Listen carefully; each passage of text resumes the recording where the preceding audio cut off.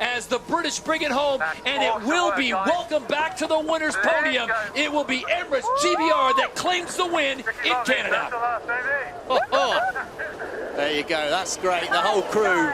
Of course, Emirates GBR looking for that big win here, Stevie. They have got so much experience, so much talent on this boat. You got to think eventually it's all going to click and they're going to just drive away. Yeah, they're definitely sailing a lot better here today. And I think, again, Hannah Mills at the back of the boat. I can't help thinking those strategists have got a big job on to help the drivers see where the breeze is as we see 40 seconds to go and they're already in position. Ainsley talking about, did he want to be down the line nearer the bottom of our screen or up the line where you're going to have a faster angle? At the moment, Ainsley has a pretty good controlling position on Emirates Great Britain, but that's a lot of water on the boat there with 27 seconds to go. He's defending against the ruse. Slingsby pushing. Emirates Great Britain defending, and it's going to be Spain with the clear run-up. Australia very aggressive from Slingsby here. He's going to look to park the British boat.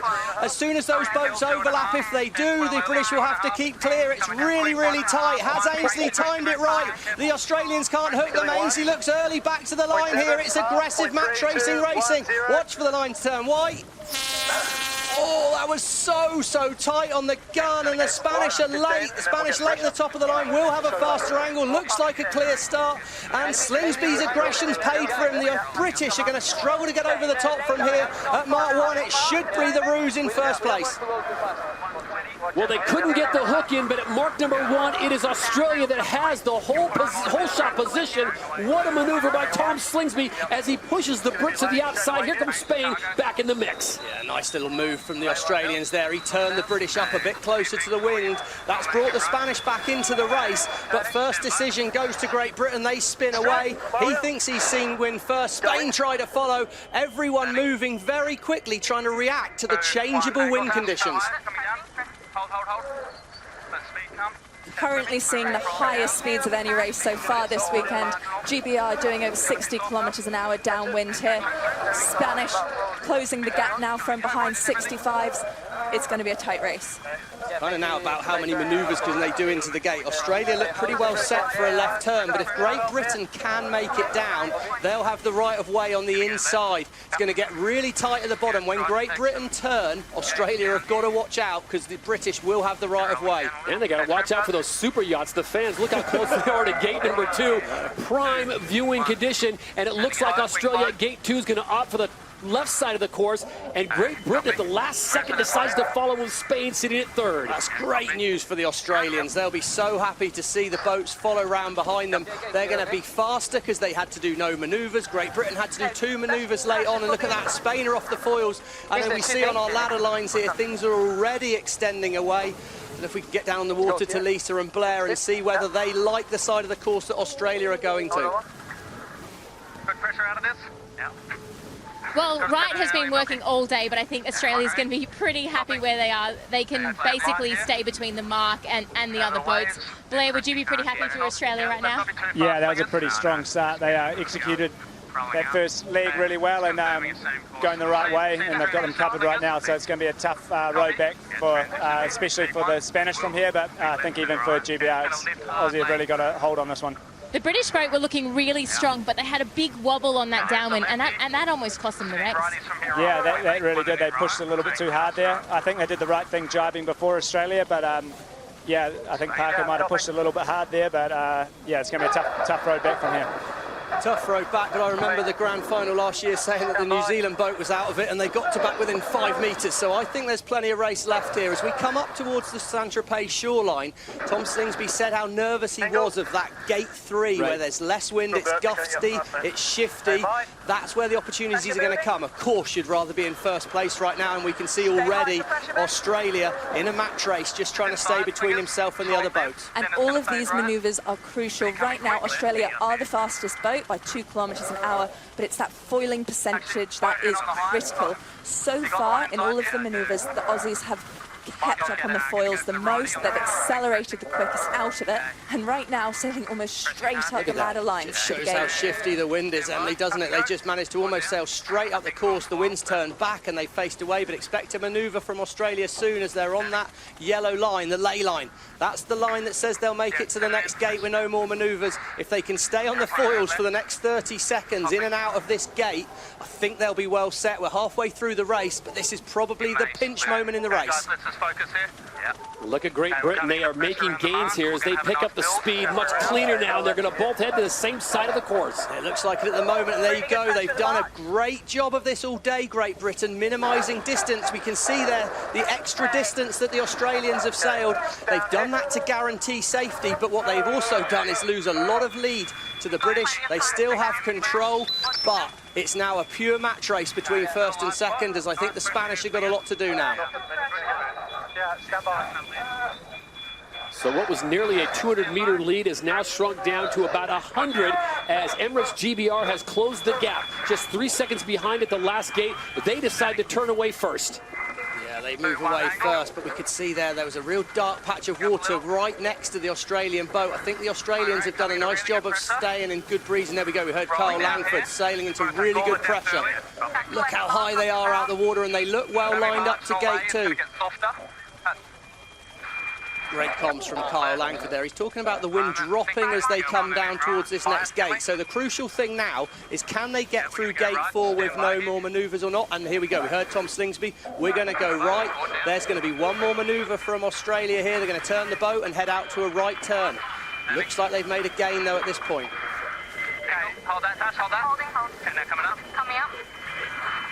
Yeah, Tash Bryant steering really accuracy out of the jibe there, and once again Australia, he's happy to sail a little bit of extra distance to set himself up well for the next leg, but they're high. They got a little bit too high there. They skidded sideways. Good save by Jason Waterhouse.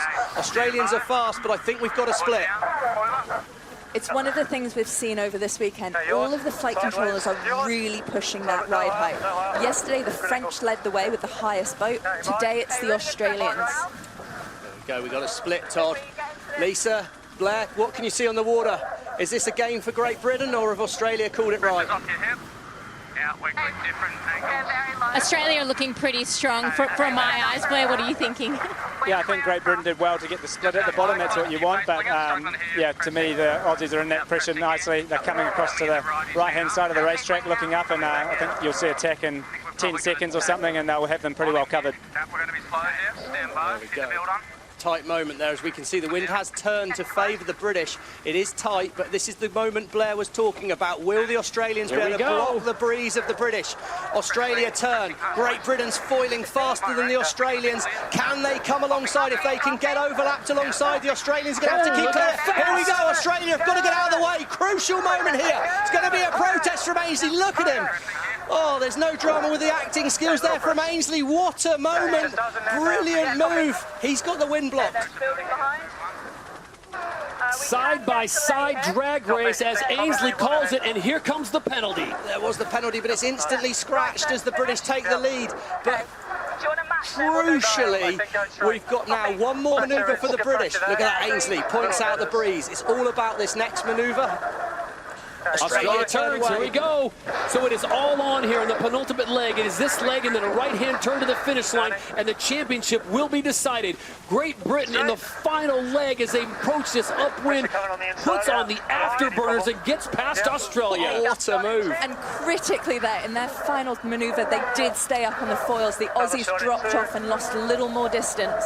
Well, we said the pressure was on, but if they can make this final right turn, it's going to be theirs. They've got a nice lead. Pressure's on, Todd, but they've delivered. Absolutely stood and delivered in the most critical time as Sir Ben Ainsley, Hannah Mills, the rest of the crew delivered a masterful performance just when you thought they were out. Emirates GBR comes sailing back and they pass the Flying Roos. Give the win to Emirates GBR in Saint-Tropez. Turns out they've still got it, Todd. Yep. Awesome work. Well, there you go. Ben Ainsley said it Saving well. the best for last, Stevie, out of nowhere. And you saw the angle that they had coming up just after we heard reports that right side was more favorable. It looked like Australia had played the cards right. And out of nowhere, I think they even caught Tom Slingsby by surprise. Well, they certainly caught Lisa and Blair by surprise, because that all changed so quickly out there on the water. And as Blair said, what was really good was that the Emirates Great Britain managed to get the split. They managed to get sailing a different direction. We're going to go left while they go right. And that was crucial. It gave them the opportunity, and they made the most of it. Spain will come in, finishing in third, and I don't want to say they were doomed from the get-go, Stevie, but you called that they were late to the start, and when you're racing against Ben Ainsley and Tom Slingsby, you cannot spot them anything, and that's exactly what they did. So Diego Botín did a great job of staying in the mix, just didn't have the power. But Ben Ainsley, as we approach that fifth leg, they are halfway up, nowhere near the Australians, the lead almost 200 meters, and then Ben Ainsley puts on the nitrous, and they go into full afterburner mode as they take the win here. It is Emirates GBR. They win the France Sail Grand Prix in Saint-Tropez. Turn after. I'll jibe. What do you want us to do? Okay, just going to jibe here. And it has been a time, Stevie, since we've had Emirates GBR popping the champagne corks and getting the win. Well, we've had to scratch the grey cells, actually, a little bit, Todd, because it's actually about May 2021, which was the start of Season 2 since they've won an event. It's been a long time between drinks for Ben Ainsley and the crew. And, well, now they're going to get their champagne moment here, and it's been a long time coming, but what a performance. Shifty conditions. They took advantage of a good shift. There you go, Ainsley there, tricky. Definitely looked tricky, and it definitely was a good battle, but what a show they've put on for the fans on the shore in Saint-Tropez. And Saint-Tropez, well, thank you very much. You delivered such an incredible race there.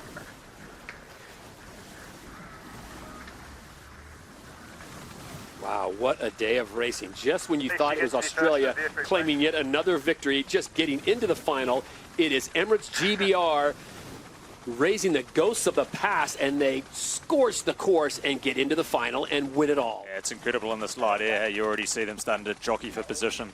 Obviously, the boats take so much longer to move a distance, so that in the light air, you've really got to start things early on. And you can see the British obviously leading it out there. They'll probably be trying to look at a more Windwardian start, and then I'd assume the US will just slot in below the Australians after the attack here. So it's going to be anyone's to play for.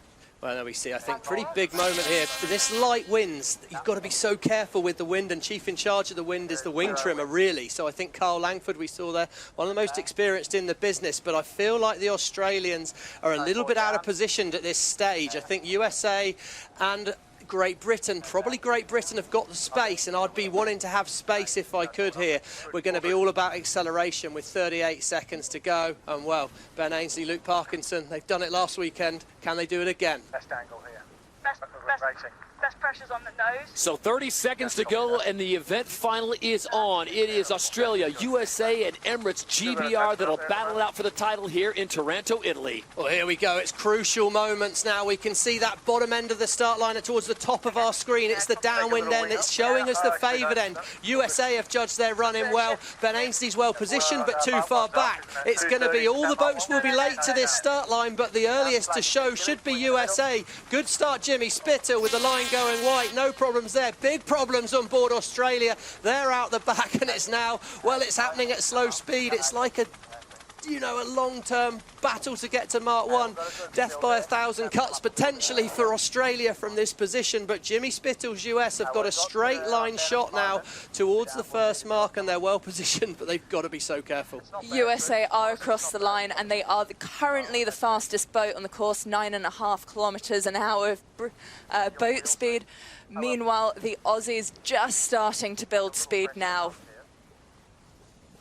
Yeah, I think that start just all got set up so early on, didn't it? You know, they obviously tacked into the lure to the Australians and forced them out the back, and then were the only ones to be able to make it back to the start close to time. And you can really tell it's a lighter race when your best start can crosses the line 12 seconds after the gun, can't you? Well, we could be in store for a Cinderella story here, as the Americans look like they were counted out of making it, and somehow they found a way and got a little help from the rest of the fleet as they got into the final. Can they make the payoff here? They haven't won since the Saint-Tropez event and last year that Stevie mentioned. It will be an amazing performance for them, but they are up against the very best with Emirates GBR and Australia. Right now, let's go down on the water. Lisa Darman, and I know everyone, including those that are sailing out there, are hoping that you're going to give a report that breeze is on the way. It's looking incredibly light out here, Todd. There's a lot of cloud that's just sitting to the left of the race course. It's really shut it down, unfortunately. So it is a little bit of a snail's race out here at the moment, but I know the USA team obviously have performed traditionally quite well in this light breeze, so great to see them out in front. But to be honest, it's hard to pick where it's going to come from. When the clouds are moving like this, it is really hard to predict. And I was just on with the British team. That's why you lost me for a little bit. And I was asking Ben what he thought and was he confident. And he said anything can happen in this game. You just got to take every minute as it comes. Well, anything can happen, but for Jimmy Spittle on board the US boat, it's a good start. And Peter, what I want to ask you is, we can see a great shot there of that big wing sail. That's what's catching the wind on the boat. That's what's powering the boats, propelling them forward. But how hard in this light wind is it to actually get the maximum efficiency from that wing? Yeah, it's definitely very easy to stall the wing in this light air, and you'll actually see all the wing trimmers sitting down to leeward, pulling the wing to leeward, just with the tension through the cables that you see holding up the wing. They actually try and rotate it to centre, so you're all down to leeward, pulling it that way. But heard Jimmy say before that the wind is a long way left, so I think you'll be expecting a pretty big left turn down here and pretty much straight down. But it looks pretty light, doesn't it? It looks pretty light at the moment. You can see there, that's Mac Agnes there. He's got his head out. He stood up again, trying to get that slightly higher view of the water, trying to see what's happened. And we're only at Mark 1. I'm pretty sure time limits are going to come into play in this race. It's only leg 1 of 5. Remember, it's 16-minute time limit. We're down at just 6.2 kilometers an hour. This is race committee. We are moving gate 3, shortening the race to 0.3 nautical miles. Gate 3 is the gate we're going to go to after this one. So at the moment they're turning left at gate Mark 1 and they're going to head down towards gate number 2. And well, it's really now, I think it's in the lap of the gods here. USA have made their decision. He's going to try and be minimising distance, I think, right now. If he can't see any wind, obviously, coming down the course, then I suppose your next option that you can perhaps control, Pete, is to minimise distance. Yeah, last time we saw these super light conditions as well, we're actually able to kind of assist the boat going forwards a little bit more with the foils, which is now been banned subsequently just because of the system's wear and tear. So it's yeah, everyone's driving at this Mark 1. It looks like there's a little bit of current kind of pushing them left to right on our screen as well. So I think you'll see them get straight down here. Hopefully we can get a little bit more breeze. I'm not sure, maybe it's a good one for Lisa to just check in on what those clouds were doing that we could see before. Okay, so we try this wind angle here. Yeah, Pete, looking at the clouds around here, there is a big cloud activity on the right-hand side, and as we're hearing, it is so far left, but as sailors, you've got to be ready for it to change at any moment, and I think that's the thing. It is so far left. We know that the breeze wants to be further right, so really eyes out at the moment, but for me, obviously USA is leading, but if you're in the back of the pack, do you split or do you go the favoured way? And Pete, I thought it was interesting as we think back to you guys opening up the season in Chicago, getting that win in extremely light conditions similar to this. And Stevie and I were talking about the helicopters. Could the helicopters actually bring some breeze? Oh, that's just a joke. We won't mention it. But you were saying that there's a possibility that some people might have got an advantage from a helicopter being too close to the course. Yeah, it's yeah, I wouldn't joke about it. It happens. You quite often hear Jimmy actually talking on the radio, trying to get helicopters to move and get out of the way. But it's obviously there's not a lot of wind, so you really see that disturbance if they do get a little too close, and hopefully they don't affect the racing here today. Back at Mark 1, we are seeing the Aussies making gains here. The British, unfortunately, completely parked up in their manoeuvre, down to 1.2 kilometres an hour of boat speed. Now, I'm not saying the USA and Aussies are sailing away from them, but they are moving. So 16 minutes is the time limit. Stevie, you called it. It is most certainly going to come into play as the course, Mel Roberts announcing it has been shortened. And this is just a slow drift around Mark 1. Yeah, and I think this camera angle we've got here, back right-hand side of our screen, you can see a dark cloud.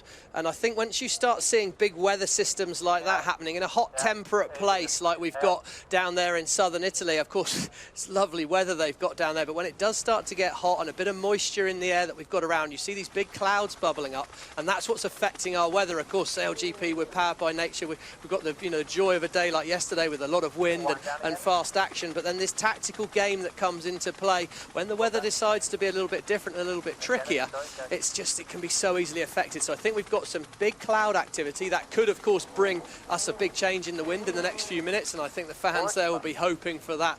But right now, Paul Campbell-James said it a moment ago, let's just point at the mark. It's all about sailboat racing. Fundamentally comes down to control the controllables. And on a day like today, there's few things you can really control out there, Pete. But I guess pointing at the next gate and trying to minimise distance, well, that's one thing you can control. Yeah, and to get a result here, just so everyone knows, you've got to make it through gate 2 and then to gate 3. So there's that minimum distance of the race we have to get to, and also you've got to make that within that 16-minute time limit. So essentially, once the race starts, even if it shuts down like this, the only thing that can happen is that it'll time out. So yeah, hopefully USA can get a little puff and make that stick. Yeah, currently the USA, the only boat on the course doing over 2 kilometers an hour, but at that speed, it's still a long way to gate 2. Oh, hearing big puff to windward, that's exciting for all of us watching, isn't it?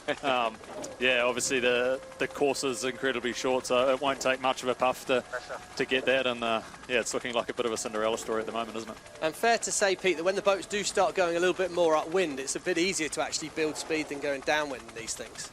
Yeah, it's a little counterintuitive to your average person, but essentially the more flow you can get over the wing, the better it goes. So, while you're trying to get that flow going and accelerate the boat, then if you're pointing into the breeze, you actually have more apparent wind kind of going over things. It'd be like if you put your hand out the window of the car driving along the road, you get that breeze from the front, and that's really where we get the lift and the drive. So yeah, it'll be a little bit interesting. I'm not actually quite sure which direction the breeze is coming from right now, to be honest, looking across the course, but hopefully a little puff can come in before that 16 minutes and get them to the finish. Yeah, currently we're seeing quite a few different directions from our wind readings on all of the different marks, up to 90 degrees different around the course. So, tricky day for the strategists.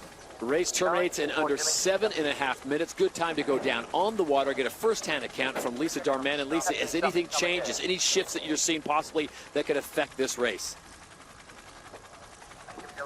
Yeah, definitely. In the last couple of minutes, there's been a breeze line sitting on the right-hand side of the course, so kind of away from the seawall, the direction the boats are heading, which is good news. It was moving down, and so the British are getting into that a little bit now. Unfortunately, the USA team are in a big hole, so they may be the last to get it. But in about another 5 minutes, I can see another line coming down. But the real question is will it get here in time? The other thing cool at SailGP is we've got electronic GPS marks. We don't have to anchor them. So they can move around and the race committee can shift the course around, and that's what's happening. It's super unstable here and yeah, super intense actually. Hey Lisa, is that a good puff we can see between the bottom gate there?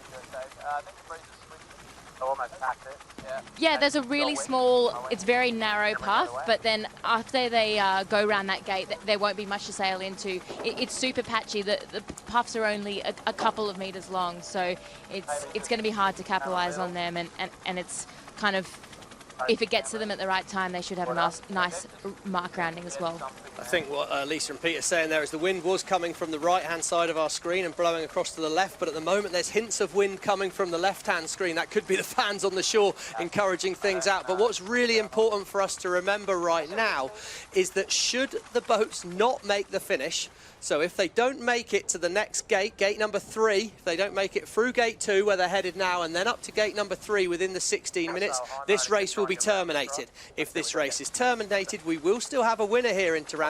It'll go back to the positions after the 5th race. So that would mean Great Britain, who are languishing on our screen at the moment, not in much wind, would take the win. But it looks like Jimmy Spitill's moving on that US boat. Yeah, it's good news right now for the USA team, who have 11 kilometers an hour of breeze up on the top of their wing. So they're not seeing that on the water, but the top of the wing, they are getting a little more pressure. GBR further away from the canal where the breeze is funneling through. They're going to struggle here. Yeah, the breeze has done a complete 180, hasn't it? Obviously, Jimmy, if he gets around this mark, is going to be in pretty good shape, I think, to get back down to the bottom with that puff he's in. So it's, yeah, definitely all to play for here, isn't it?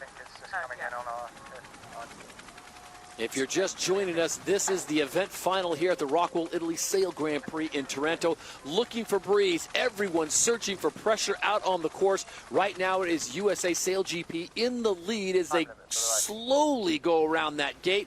They've got to make it up to the next gate for this race to be official, and there's a 16-minute time limit. To Stevie's point, if they do not get there, it is going to be difficult for this race to go official, so it would go back to how they finished in race number 5 in the standings, which would mean Emirates GBR would get the win, Australia second, and the USA would finish in third. I think that lower seats because the next one's high. Here we go. We've got a split in the fleet here, and it's going to be interesting to see. We've still got 4 minutes left. This is a very short leg down to the next gate, to gate 3, but these boats have to make it to the next gate if we're going to get a score here. So right now, first place, Jimmy Spittle, but to my eye, Pete, the Australian boat's moving quite quickly, and perhaps this could be their opportunity to find an overtake. Yeah, well, obviously 4 minutes to get down to that next top gate to get a finish, but definitely looks like they've taken the favoured side there, doesn't it? Yeah, it'll just be interesting to see how this next puff shapes up. You've got good speed on Great Britain from behind now as well, so it's going to be interesting to see if they can capitalise on this puff and actually get to the finish of the race. And I just don't see, Stevie, how they're going to make it up there in under 3.5 minutes.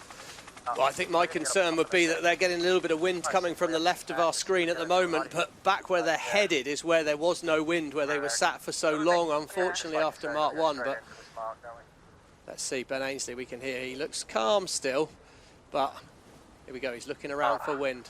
Oh, well, that didn't look great as a reaction there, Ben. You know, that wasn't the reaction of someone that's just seen a big gust of wind and is thinking he's about to make a charge through the fleet to me. So, yeah, challenging times with just 2 minutes 57 left. And I'll remind everyone, if we do have to, unfortunately, terminate this grand final, we go back to our series after 5 races. That would actually hand the win, the second in a row, to Emirates Great Britain. That wouldn't be how they'd want to win it, I'm sure, but a win would be a win. It would be Great Britain first, Australia second, and the US, well, they've had an amazing day. They're leading as we stand right now, but 2 minute 33, perhaps starting to need a little bit of a lucky gust of wind to get them to the finish, and it's not looking great at the moment. The USA really struggling after going for that left-hand turn, in a lot less pressure than the Aussies, who did that right-hand turn, half the boat speed at the moment. And they have done everything to lighten the load, including going to just 4 athletes on board. Yeah, they've absolutely done everything you can out there, but you just can't, you know, we're powered by nature. We've got to rely on nature turning up, and as we say, it's a stormy day out there, Pete. It looks to me like there's perhaps a bit of a storm brewing offshore, and that's just really hurt our wind at the moment. Yeah, you definitely can't control the weather, can you? And that's what we play with. But yeah, everyone's obviously trying it as hard as they always do, just to try and make it to that finish. And the points are exactly the same whether you win them in a light air drifter race like this or in a big day like yesterday. So it's all fair play. Hopefully they can get to the finish in a minute and a half, but I'm not sure it's looking the best at the moment. Well, if it was a normal breeze, Pete, I'd be confident that 200 metres in a minute and a half would be no problem at all. As we look at our screen, right-hand side, that's the finish line. That's the pot of gold at the end of the rainbow that the crews are trying to get to right now, but perhaps it's a bridge too far, even for these top teams. USA, they're aiming nearly straight at it, as are Australia, but they need a little wind. Look at the fan on the front of the boat there, Pete, barely turning. Yeah, it's never a good sign when you see the cup spinning that slowly on the wind wand, is it? But that's, for people that don't know, they're actually part of the instrumentation system, so that tells us on the boat how much wind we think we have, and there's a whole computer software simulation behind it to figure out from that apparent wind actually what our true wind direction is, which we use a lot on board. But yeah, it's obviously looking incredibly light out there. We're under a minute now, and I think this one might go the way of Great Britain. Only 30 seconds to go here until the race terminates. And with under 30 seconds to go, look at the wind coming off the top of the wing of Emirates GBR. It's actually ticking close to 10 kilometers an hour, and it's just going to go by the wayside because we are now down to 15 seconds to go, and there's no chance of them making it to the finish line. So this race will be terminated.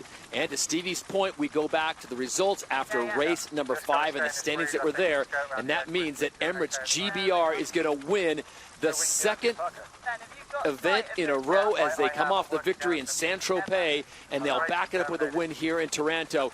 And now the wind comes up, and now they are moving. So maybe it's apropos that they move into first place as the race has now been officially terminated.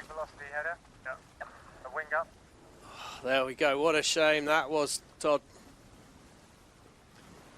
So the final results look like this. It is Emirates GBR getting the win. Australia second, the USA third.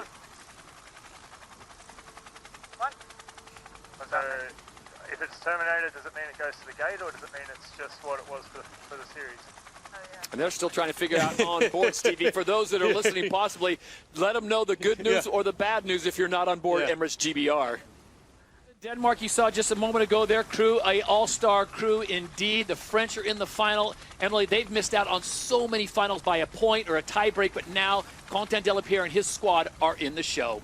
Yeah, it's great to see this team back on form. They do traditionally do well in this bigger breeze, so I do expect them to come out fighting hard here.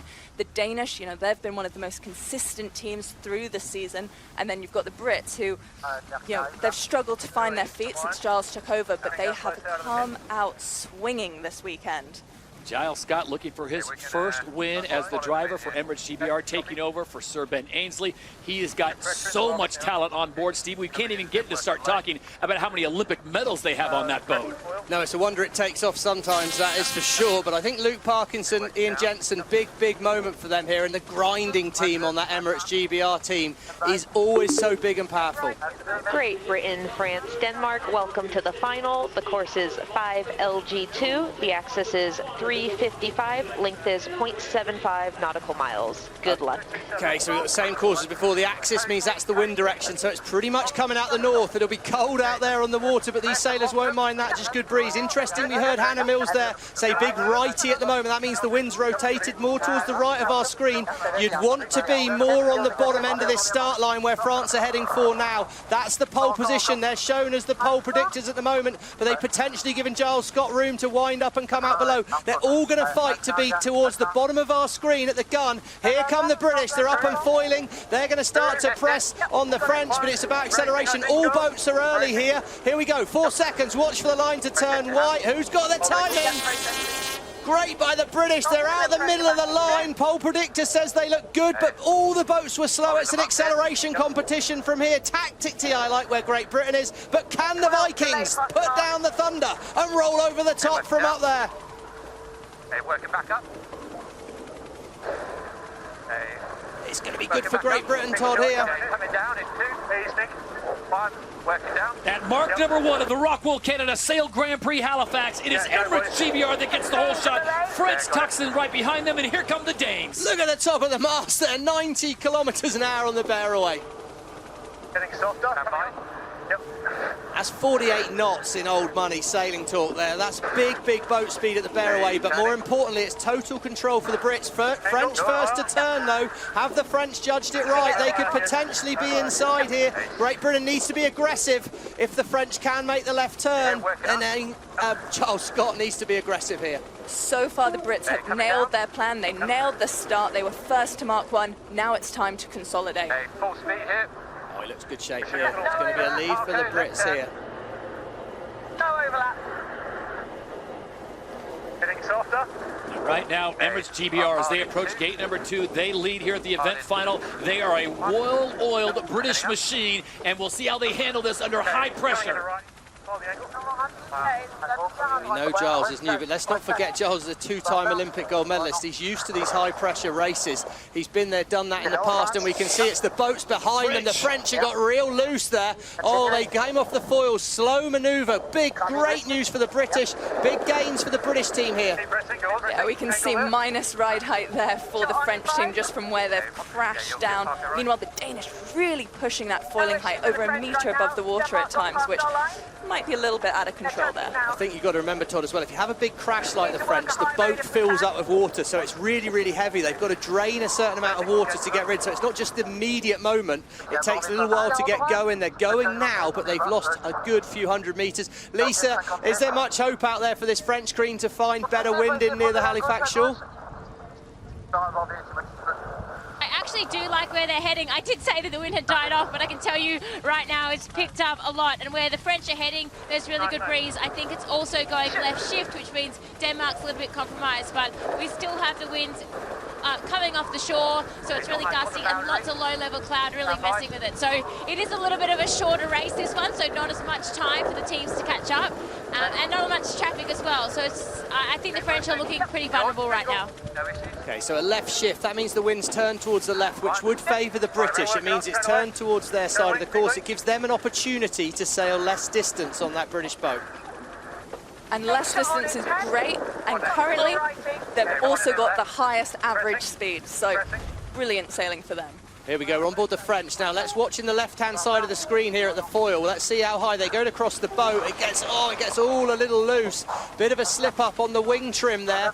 As Kevin Pepinay, who's now on the left of our screen, left, the wing sail suddenly flew out. Contan maybe didn't quite have a good grip. Anyway, mistakes matter at this level, and the British now, that is a big lead. No mistakes from the British, and they should have complete control from here. Well, look at the French. They've got themselves back into a good position right now as Emirates GBR, as they approach gate number 3. They have the lead here in the event final. Here comes Denmark, possibly, as Lisa said, with better pressure on that wing, but it is all Giles Scott and Emirates GBR now. As they make the turn on gate 3, they'll head towards Halifax.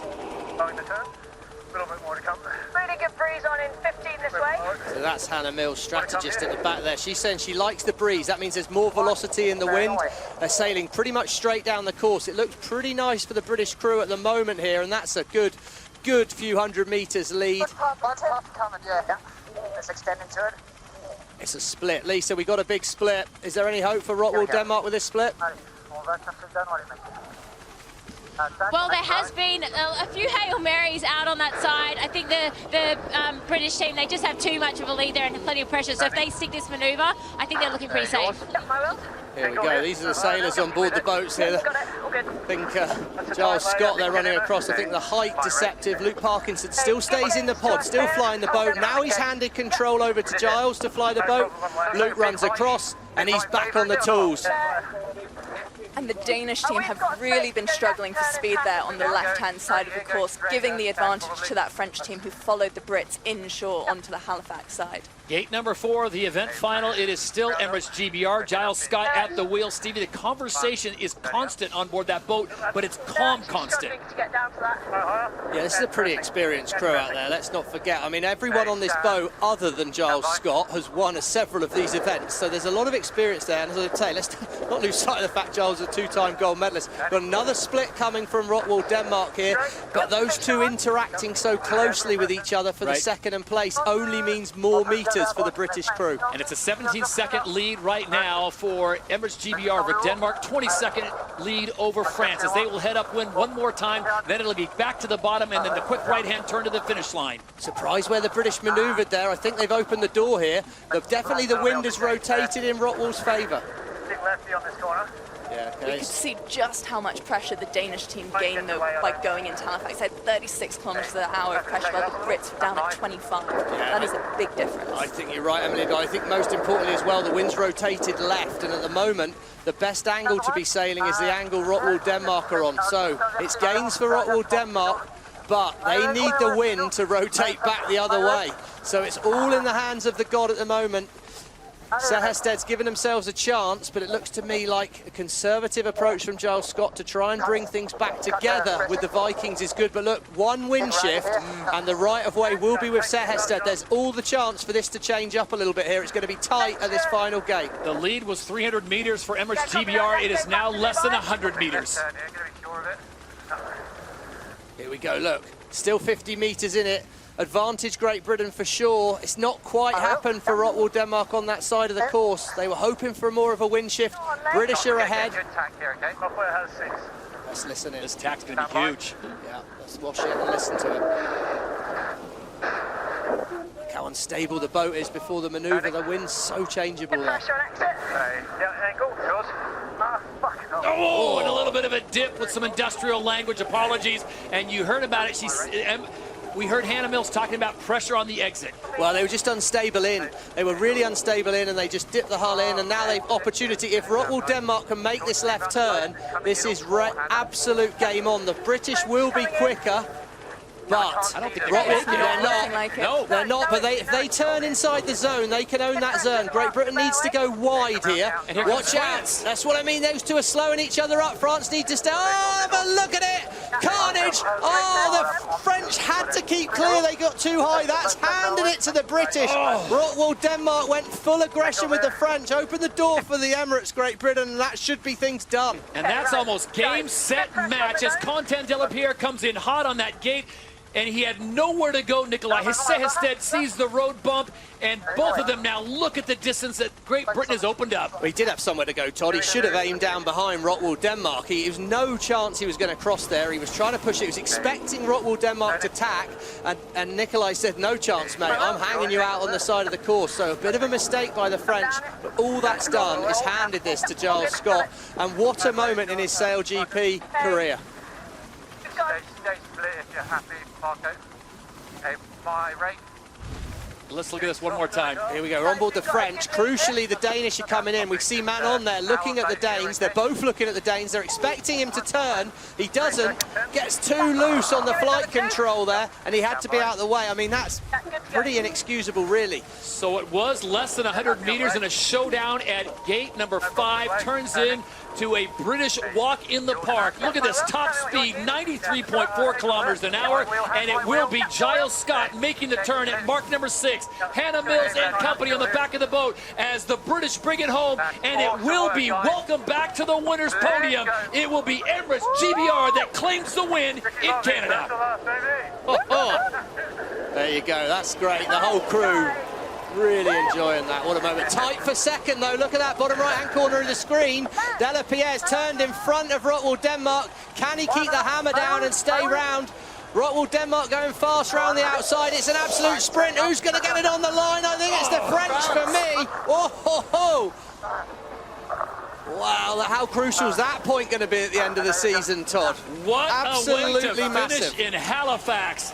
Great Britain gets the win. France in second. Denmark finishes in third.